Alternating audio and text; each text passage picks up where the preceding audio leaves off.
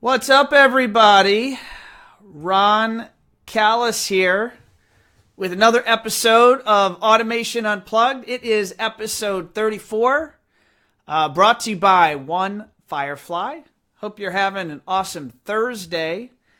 I was actually traveling the last few days on business, and I was not able to record yesterday, so we are here live on Thursday. It's about 12:32 p.m. on Thursday, February 15th. So I hope this live, Facebook Live presentation finds you guys well, you guys and gals. I'm going to come over to our handy Facebook page here on One Firefly and make sure that this is, the interwebs are actually cooperating and this is being streamed out. So bear with me as I check that. Facebook's a little slow. There we go. Looks like we're live. All right. Cool. So, all right. Let me bring in our guest. I've got a super fun guest for you, folks. I've got Tim Bigones with D-Tools. He is CMO, Chief Marketing Officer of that fine company that serves this industry and has excitingly been serving this industry for 20 years. Isn't that right, Tim? Yeah. Hey, Ron. How's it going? I am good. How are you doing today, sir? How's the fine state of California treating you? I'm doing very well. The weather's been great. I know it's February and we need rain, but it's been really nice and sunny, and I really can't complain about that. Now, you are at the D-Tools California facility, and you said that's in East Bay. Is that like San East Francisco Bay area? Yeah, about 30 miles east of San Francisco. Okay. Yep. And you guys have East Coast offices as well in Atlanta? Yeah, we have an office in Atlanta, which is really where our sales and our support teams are, and that's growing, awesome, growing like weeds there. I mean, we add people. Seems like we're adding people every day. Well, awesome. Well, next week. Tim, I appreciate you taking time out of your busy schedule and speaking to my audience and taking a few questions here. So I really appreciate you doing that. My pleasure, Ron. I always enjoy our conversations. So, Tim, for our audience, I want to talk about what's exciting and going on with D-Tools. But before we go there, I always like to start off with our audience learning a little bit about you and, specifically where you come from, how you landed in this crazy industry we call the CI channel. Mm-hmm. And you've stayed here for 13 years, and you've worked with and helped many hundreds and hundreds of businesses. But how did you get here? What's your background look like? Well, my background's kind of varied. It is kind of a long journey, but I really started in television. I started working in television in the late 80s, mainly because I didn't want to be a 30-year-old out-of-work drummer. I'm a musician primarily, and I've always kind of been into gear. My gear, like whether it's records or got into musical instruments. I play drums, so I'm really into drums. I like guitars. And I played in a number of bands since I was about 16 years old. And I was pretty serious for a while. But I always wanted to get a degree, and I knew I didn't want to just get a business degree. So I figured, you know what, television would be cool. I always loved TV. So I started working in television in the 80s in San Francisco.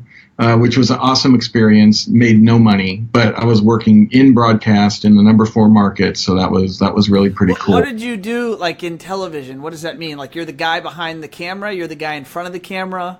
So not in front of the camera, good Lord.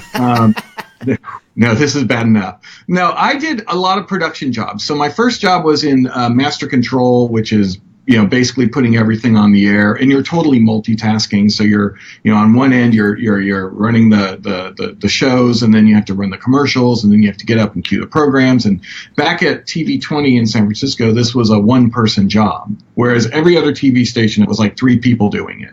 So you had to run, and it really was perfect for my multitasking kind of, ADD. So you'd be running the board, looking at the clock, knowing that you've got like a minute before you have to go to the commercial. And then when the commercial runs and you have to get up and cue the show and come back. So I did that. And then I did floor directing, and I did camera. So I did a lot of production, a lot of live TV, which was really fun. But I got transition from there into the internet startup scene. Well, kind of via a couple of trips. I met a woman that owned a PR firm, so I started in PR, and that really started me down the marketing road.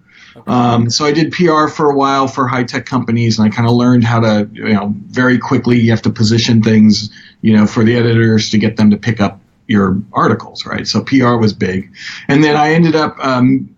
Starting a magazine with some editors from these other magazines in the mid 90s, which was a magazine for multimedia developers. And it was a trade publication and taught me a lot about being in a small business, right? Where before I was kind of working at larger companies, and this really kind of, had a 2-year stint where it was our magazine. We started this company, and I remember going to the post office box, which was right next to our bank, and then looking for advertising checks or subscription checks or anything that we could then take to the bank and ask what would get paid. Is it fair to say some of that experience has translated working with our integrators and on occasion some of the cash flow challenges or struggles that they've had over the years? Yeah, I think really it made me ultimately a better employee when I did, leave the magazine and go work for a real software company. You'd be like, wow, Staples, they've got office supplies. And really, most importantly, what I think people that have never worked at a smaller company don't really understand that there's not a big magic pile of money that's just there, that it really is the effort and the work of everybody involved to keep the business going. And that really, to me, has resonated ever since. And I really do gravitate to a smaller, kind of more startup-y environment. And I love working with our guys. A lot of our customers are entrepreneurs. They're startup guys. They love what they do. And running the business is just kind of the means for them to keep doing what they do. And that's been really rewarding over the years. When you found D-Tools, how back in 2005 when you joined the company? Yeah. Approximately what size was the company at that time? It was decent size. I mean, we had our office in Atlanta, and there was some people there. And we had our office here. And I think version 4, we were on SI4 when I first got here. So it was established. Okay. It wasn't as big as it is now, of course, but sure. We had a good team. It was a small, focused team, but it was still very, we were all very hungry. And our CTO, Corey Crail, and I came about the same time. I think I came about a month before he did. And, Corey and I still work together, we're every day. And we've seen the transition from SI4 to SI5 through, 6 and all the subsequent releases. And that's been really rewarding for us to kind of just be able to continue products and that, are in response to what our customers are asking for. It's not always easy. Now, Tim, on the rare chance that somebody is watching this and does not know what D-Tools is, can you give like a synopsis on the company and the types of solutions that you bring to the CI channel? Sure. We provide software that really helps our customers, which are, integrators, AV integrators, low voltage integrators, streamline and optimize operations. So enable them to generate, proposals. We tie that to very detailed engineering and system design drawings. We integrate with Visio and AutoCAD. And what we do is we leverage that same information that goes into, let's say, a proposal or a project, and it's able to be leveraged throughout all client customer facing documentation, through the design phase, and then ultimately through the installation. And we call it a data-driven process. mainly because everything that we do is tied to actual manufacturer specifications. We have a library. We work with hundreds of manufacturers in our space. And everything is driven through product specifications. We're able to calculate labor. We're able to track install time so that when an integrator is working with our solution, they're able to really focus on designing the system. And as they kind of work with our software and add items to the project, they can sort by locations, they can sort by systems. But what we're doing is we're tracking the model, the SKU, their pricing, and what they're charging for labor. And then we have an estimated install time for each piece of equipment. So as they're building their project and they're designing the system, we're helping them calculate an estimated install price that accounts for their labor and gives the customer a very accurate estimate of what the system's going to cost. And from that process, they can generate all of their client-facing documentation. Then if they want to design the system, we integrate, like I said, with Visio and AutoCAD, so they can basically take that same information that's in the bill of materials, drag and drop onto the drawing surfaces, and then create all of their engineered drawings. And because we are calculating install time and organizing by, let's say, location and systems, that same information is able to be leveraged to schedule out installation, install tasks, work orders, service orders, as well as generate purchase orders. So the sum of what we can deliver for an integrator is really a process for them to really run their business and really helps them save time, money, and helps them not leave things on the table. So D-Tools is celebrating this year, 2018, their 20th year anniversary. That's an impressive feat for any company to have been around for 20 years. What are you doing anything to celebrate that, to get that word out? Are you going to have a super duper party at CEDIA? What are your thoughts around that? Well, we're kind of kicking it around, and it's interesting because we know it's a milestone year for us, but we were really all pretty heads down working on.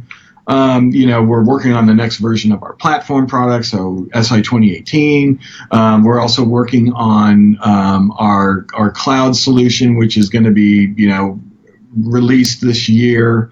So this is a big year for us. We are planning. Adam Stone launched this company at CEDIA in 1998. So there's talk about doing something big at CEDIA this year. That's exciting. Now, what more can you tell our audience about the cloud solution? I know that I've been at several events and I've heard you speak and I've heard Randy speak. I know this has been in the works for a bit, and it sounds like it's going to be a really exciting new release that's going to bring a lot of new capabilities to the table. Can you just talk a little bit more about that in terms of what are some of those capabilities? Why would a user of D-Tools that's currently using your software, why would they care about the cloud release, and what does that mean? Well, what we'd like to say is, so as part of this 20 years, one of the things that keeps us kind of motivated and excited every day is kind of we're proud of where we've been. But we're really excited about what we're working on and what we're bringing to the future. And,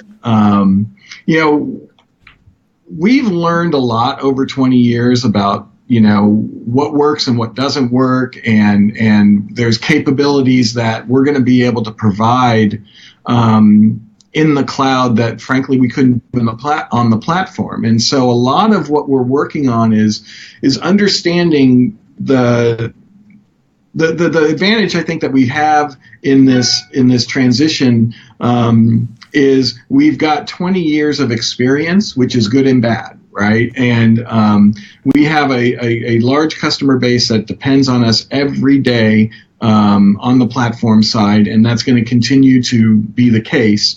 But as we're building out these new capabilities, we also have the opportunity to look at things in a new way and provide workflow and guidance and all of the advantages that a cloud platform can provide, as far as not being constrained to an operating system, as far as not, having Windows only, being able to operate from any browser, being able to extend capabilities beyond the desktop. And so even though there will still be, sales, design, procurement, project management, some of the staples that we have in the platform, we have new and innovative ways that we can present those capabilities to both our existing customers as well as a new audience, right? As well as those companies that we may not be working with as of yet. Maybe they are starting out and they want to start with sales and then eventually grow into design, procurement, and project management. And as we roll out the cloud, those capabilities are going to be rolling out with us. So much like when QuickBooks Online first came out, there was a set of capabilities, but it wasn't as robust as their desktop enterprise product. And we're going to be the same way. I mean, we've got a 20-year platform that's very mature in the market, and that doesn't happen overnight. So capabilities will continue on the cloud to be rolled out as we deliver them. And the good thing about that is that you're also not constrained by major, deadlines, releases, and installs. The great thing about the cloud is that as you create new capabilities and you continue to develop on the platform, they just show up and they exist as they're built. So we're really excited about that piece of it. And initially, we're going to really focus on, the sales process, opportunity management, managing your pipeline, being able to very quickly generate a quote, present proposals to customers in new and innovative ways, and build out from there. Now, for some of our audience, they may or may not know that One Firefly started back in 2007 as Firefly Design Group. Yeah. And that's actually where Tim and I met each other. Yeah. And Firefly Design Group's purpose as a business was to provide design and engineering services for integrators, and we were a D-Tools shop. So for full disclosure, we've been a fan, and in fact, for many years, we were a power user of D-Tools and serving, many integrators with great proposals and engineering. So I personally have that perspective. And so from that perspective, Tim, I'm just curious because I haven't kept up to date with how D-Tools handles a couple of things. And I'd be curious if you could bring my audience and bring myself up to speed on this. Before I state what that question is, though, if you're out there watching and if you are listening, please give us a like. Give us a share this content out. This is how your friends in the industry are going to hear what's going on with Tim and with D-Tools, and it definitely helps us out as well. And if you have a question for Tim, please type it in, and I'll do my best to try to catch it and read it live to Tim. Remember, we are live right now, and so you get the benefit. If you give me a question, then we'll get Tim to address it live. So anyway, Tim, data. What's going on in the world of data, theoretically for proposal generation and more, I don't want to say more importantly, but if you're going to utilize D-Tools with engineering documentation, you need great data, meaning, that receiver needs to not only have a price, a cost, and a retail value, but you need to have, engineering level details, inputs, outputs, dimensions and such. And how is that handled today? So if someone signed up and started using D-Tools here in the next 6 months, how would they build out their data library? Does D-Tools provide that? Do they do that on their own? Do they need to hire a third-party contractor to do that? What's that landscape look like?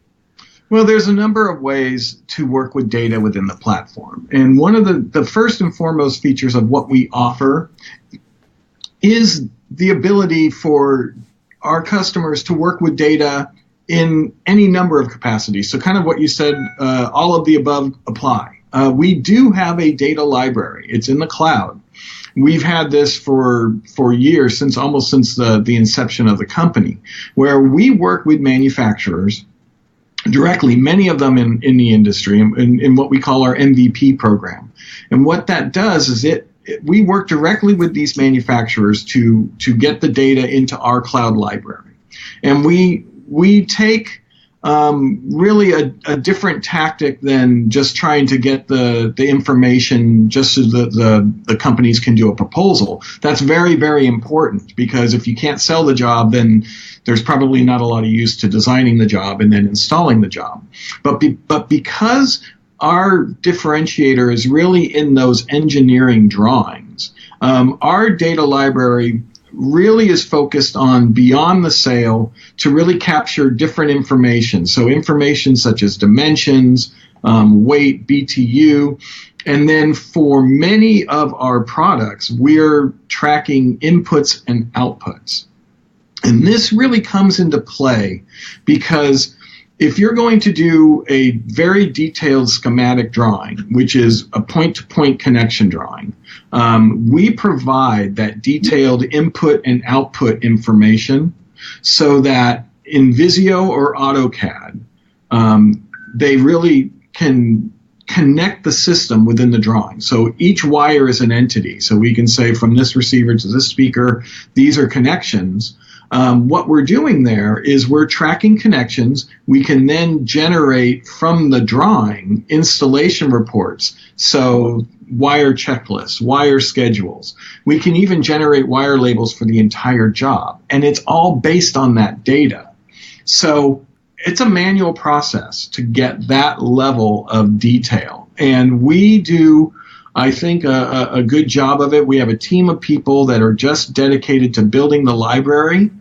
But what we like to say is we provide a very good head start, but there's always going to be some management of the data in terms of the customer. We provide MSRP.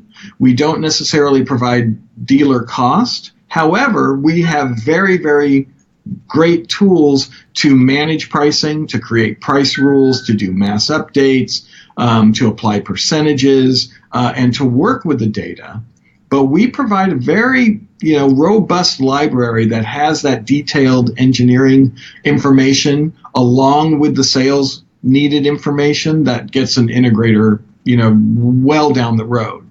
But there's always going to be management of that catalog. Prices change, models change, SKUs change. So there's always a little bit of work there. Conversely, the integrators and our customers can add their own data. They can import spreadsheets. They can import price lists. They can add them on their own. Or they could work with third parties if they want to outsource that data management. We have a partner in Blue Dog Data Services that is a full service data management. They'll manage the catalog, they'll host it, they'll do the pricing, they'll add customized accessories and really curate that data for them. But we try and make it as seamless as possible for our customers to get started and start working. Understood. For those that have followed me over the years, you'll know I'm a big advocate of designing your processes to incorporate not only proposal generation, but proposals that are engineered proposals tied to some level of shop drawings. I think it's, there's some point, and I'll say arbitrarily, maybe it's a $50,000 job, maybe it's a $100,000 job, maybe it's a $10,000 job, depending on what your normal is, where, my opinion is that every integrator should be selling a component of time that covers them, in fact, dotting their I's and crossing their T's to make sure that everything actually works preemptively prior to showing up to the job site. And that's what the checks and balances. I think it's a better way to operate. I get it. It is hard. There's no around it. The data, can be hard. The getting people on your staff to do the drawings can be hard. But But it's not hard if you simply plan to operate that way from day one. And I've at least espoused that opinion for many years. For those that want to hear me do it on a big stage, I'll be at CEDIA. Last 4 or 5 years, I've been teaching a class called Wash, Rinse, Repeat, Standardizing Your Design and Engineering Process. And a lot of what I'm espousing in that public course is just designing processes and utilizing software to help you implement it from beginning to end of a project. And, I personally think D-Tools is one of the best tools out there to do that. That's a free commercial for you there, Tim. Thanks. Yeah. The Home Technology Alliance, what Josh and his team are doing over there. What are your thoughts about that idea of some accreditation for dealers and what that means for the CI space? Well, I think it's a good thing. And one of it shows a level of commitment. It shows a level of wanting to learn and wanting to be at a certain quality level. And I think that's great for everybody. I think it's great for the industry. I think it's ultimately great for our end clients to know that the people that they're working with continually, are learning about new technologies and are investing in their business. And so we support that. In fact, Randy Stearns, our CEO, is a real firm believer in helping the industry as a whole, helping better the industry. And this really follows that philosophy where, what we do is we have some report templates that are available for HTA members, so that if they're D-Tools users and they're HTA members, their certification can show up on their documentation. So on their proposals, on their drawings. And I think what this really does is it just helps communicate to their clients their commitment to deliver a quality project, so that the customer has that extra level of confidence that the people they're working with are passionate, they're invested, and they're committed to delivering quality. And I think that's good for everybody. I think, constantly learning, I want to be a better person today than I was yesterday. That's just kind of, one of my kind of goals is to constantly be improving. And I think that this, being able to align and help our customers communicate that as part of their day-to-day business is good for everybody. I want to go back to the idea that someone attends a show. I know we have like the ProSource show coming up around the corner in Nashville. And are you guys at that show? I haven't asked you that preemptively. You'll be at the show? We're members of ProSource, and yes, we'll be there at the show. And so, if someone comes to a show, an integrator, and they see the D-Tools demonstration and the software is awesome, and they get excited about it, and they purchase it, what do you do today, Tim? What resources or trainings or webinars or support is in place to help a new user get onboarded? What does that process look like? Because I'll just tell you from my personal experience, just onboarding any software into an organization it's a lift, and you always underestimate how much time and energy it's going to take. And even when you have it implemented from a technology standpoint, you then still got to get your people onboarded and using it. So yeah. How do you help your customers do that? Well, first and foremost, we try and really set expectations up front that this is a commitment and it's going to help your business, but that there's a bit of a curve. Now, not a huge learning curve, but you have to be committed to the process. So we've gotten much better at it over the years, and a couple of years ago, we really put this focus on really helping our customers get onboarded and working with the software. We have a professional services group as well as an outstanding support team that are really committed to helping our customers be successful right out of the gate. We've got, a number of resources from no cost to fully embedded trainings that help our customers get started, start building their catalog, start working, all the way from our Tuesday and Thursday Gold Support webinars, which are basically free training webinars for our software assurance customers, through our onboarding training, through e-learning, through personal web trainings, through online trainings that are 2 or 3 days, as well as regional trainings, and our professional services team will even come on site and train our customers for 2 or 3 days at a time. And there's various levels of cost associated with those. But, really, we're committed that if someone makes a decision that bring D-Tools into their business, that we're going to help them get started and we're going to ultimately help them be successful. That's cool. I'll share with everyone watching from my personal experience implementing new software.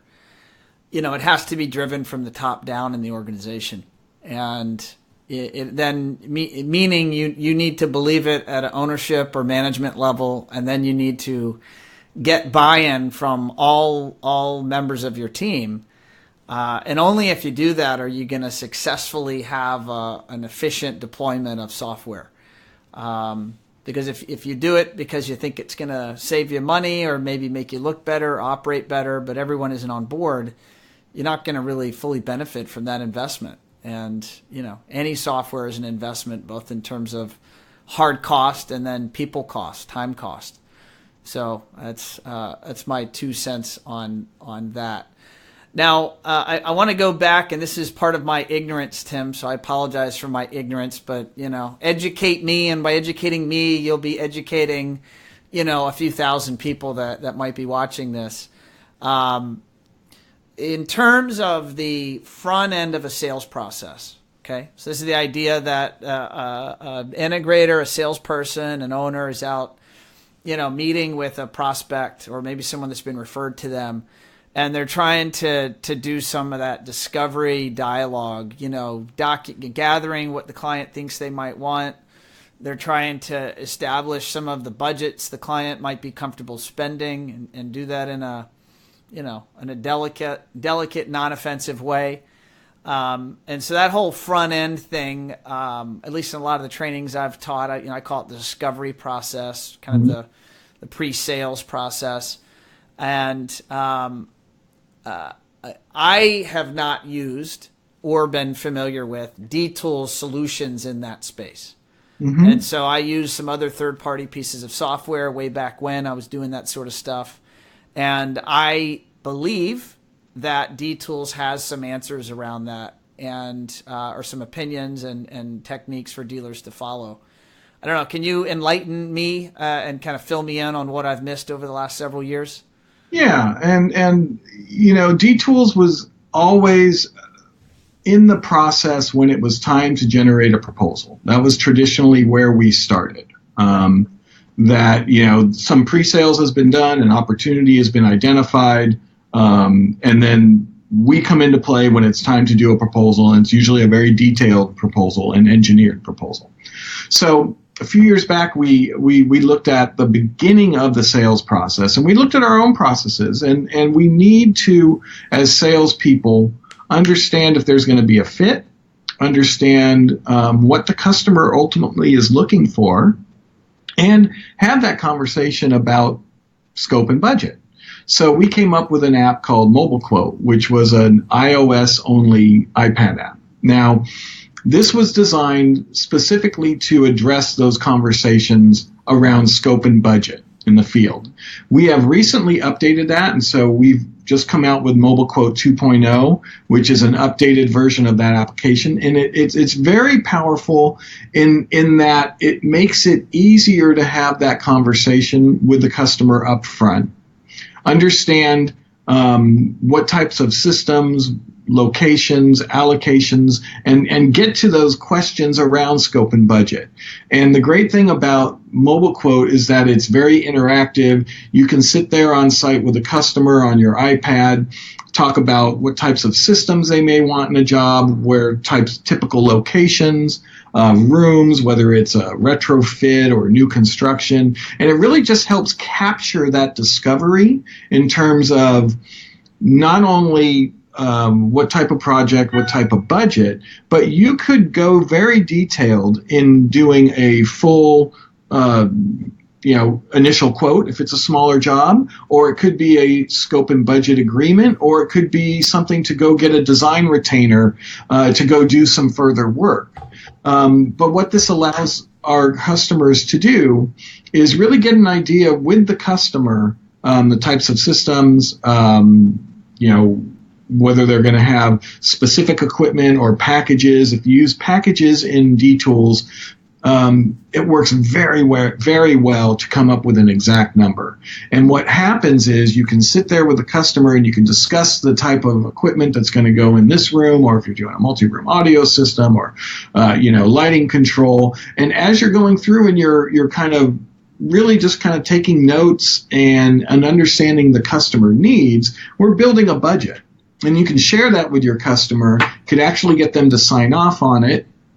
So the goal from that meeting is to try and, get a commitment from the customer, take the project off the street, maybe get a deposit or a down payment and go do some further work. Or if it's a smaller project, if you're using D-Tools packages, you can say, in-wall speaker system or in-ceiling speaker system that has the exact speakers, the brackets, wires, labor. You can get exact pricing, build the project, get the customer to sign off on it, and then anything that happens in mobile quote can then be synced to D-Tools, and you can generate all further project documentation. You can bring the systems in, you can then do your drawings, and then you can schedule out the job. And the data remains consistent throughout. So if you're just doing a scope and budget, you can use allowances, which basically means you can say, okay, I'm going to do a 55-inch flat panel in this room. I know within my D-Tools catalog, I've got TVs ranging from $799 to $3,500. So you could set kind of a good, better, best scenario price-wise. And then when you bring that into D-Tools as a project, you can then choose the exact model you want to use, which is different than the way D-Tools normally operates, because D-Tools is very exact to the exact product SKU. Mobile Quote basically allows you to go from general and get to a general scope and budget, but 90% of the work is done. So when you do bring that into D-Tools, then you're just choosing the exact models that you want to work with. So we really feel that it helps our customers, A, have that conversation around scope and budget, which isn't always an easy conversation. So it kind of helps bring that to the forefront and allows them to do a lot of discovery, capture information, so that if they do then go back into D-Tools and do a more detailed proposal, all of that information is captured. And in many cases, they can get sign off for a quote and move forward that same day. Okay. I want to try to touch on two more topics before we're already at almost 38 minutes here, and I try to cap these around 45 minutes max, right, just to be cognizant of our audience and their time and cognizant of your time, Tim. But I just want to touch on a topic back from our prior conversations back around 2011. You transitioned in, or you took on some additional responsibilities of managing some sales responsibilities in the marketplace and doing a lot of not only executive level marketing direction for the company, but it was sales and marketing, and you were working one-on-one and giving presentations. And I just have to imagine there were a lot of takeaways, a lot of learnings that happened through those experiences. I've been doing those one-on-one sales interactions for the last 18 years, and I really value them, and I think it's made my company who we are, and it's made me who I am. Absolutely. So I'm curious what that was like for you, and if there are some observations you have from that experience that's maybe made you more effective at being the CMO of D-Tools. Yeah, absolutely. So in 2011, one of our longtime sales people left. And while I was running, my responsibility was for sales and marketing, and I kind of owned the number. I didn't have a territory, and I wasn't carrying a bag and doing end user sales myself. So this salesperson left, and we always know that it takes a while to ramp up a new salesperson. So I said, okay, well, I'll just take over the territory for a while, which was a learning experience. But I really found that I really enjoyed working with our customers, and our sales process is to do a discovery, to learn about our customers, to then demonstrate the capabilities of our solution, how it can help them. And when you're working one-on-one every day with our customers, that to me ultimately made me a much better marketer now that I'm out of that role. But I really found that I really enjoyed the interactions, the process, working with our customers, helping them solve problems, seeing if there was a fit for our solution. And it was very satisfying to me to be able to demonstrate how we can help, kind of demystify the complexity, maybe, because I think sometimes if you look at our solution, it looks really, really complex. And so what I would try and do is say, it's not that hard. You just have to, kind of know where to click, and here's this, and I'd show them what to do. And oftentimes they might try our trial, do a demo with me, and there's many times I'd get a call the next week or the next day or two or whatever and say, hey, I put this proposal together, I gave it to my client, and I got the job. And the excitement that they would have, I would feel really good about. And I would feel that, okay, so see, it wasn't that hard. Now, bringing that into your company 6 months down the road, because I was also wearing the marketing hat, I would say, well, I really want to be able to 6 months down the road give you a call and do a case study on how the software is helping your business. So we have a vested interest in making sure that you're successful. And to me, I learned so much more about what was great about our software, where it needs work, or where we might have been lacking in features. And I was able to bring that information directly from the customer back to our product teams and product management teams. I think it helped shape, my perspective of what our solution needs to do in the market. And ultimately, I do believe it made me a better, it's made me a much better marketer.